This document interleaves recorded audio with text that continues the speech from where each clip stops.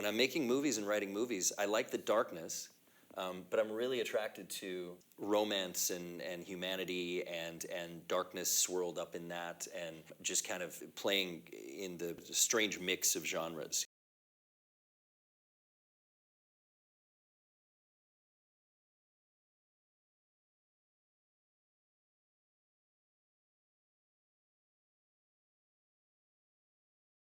When I met with Willa for the first time, and we were meeting with a lot of people to possibly play this role, Willa was the first person I talked to who had the same level of compassion and love for the character that I did as the writer.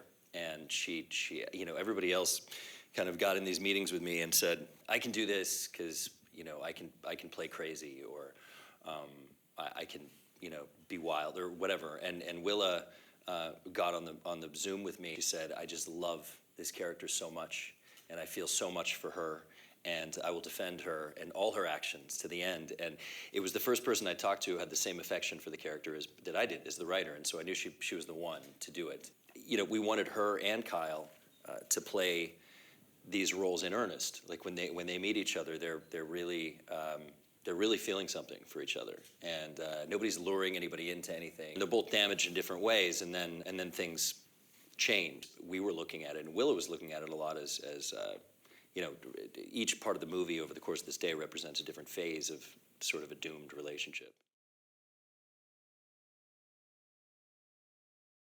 The reason one of the big reveals, the major reveal, happens halfway through the movie is because I didn't want the movie to be a twist movie, although it's obviously it's marketed as such. It was more important to us to have the performances be in earnest and have them act the emotional truth of those characters than for the twist to work. If it meant that we'd give it away for some people, I was okay with that.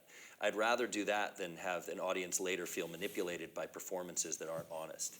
Because if you really go back and watch chapter 3, and you watch Kyle, the demon, you can see he's playing anger and frustration, but he never decided to play evil, you know? Right. And that was important to me. And you can also see how she's behaving when she stops in the encampment. And she's never not being herself. She's never not being the lady. She's just backed into a corner, and you're seeing her in desperation mode. So if either one of them were like, I'm gonna act more evil in this sequence because I'm supposed to fool the audience, I told them, I said, don't ever worry about that. Think about it as though the movie's in chronological order, and just play your emotional truths, and let us worry about that. As far as editorial and structure. If we have to manipulate or fool the audience, we'll do it, but don't do that as actors.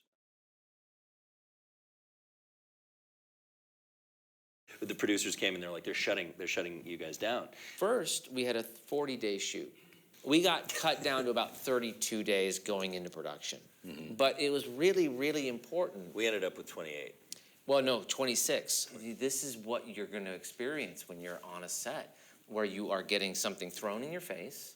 You've got the last scene of the movie that you got to do, and we're doing all of that, and we're just charging ahead. And one of the things about it was truly because we were, you know, we had 5 months of prep. This is a big deal, I think, and it's part of balancing the costs of how expensive movies are getting with the necessities of what it is to make a movie. Movies are getting really expensive, but you still have to figure out a way to be as efficient as possible. Now more than ever, as filmmakers, you have to understand the business side of things so that you can understand where they're coming from as well, and you can have a pan-determined viewpoint to come up with solutions.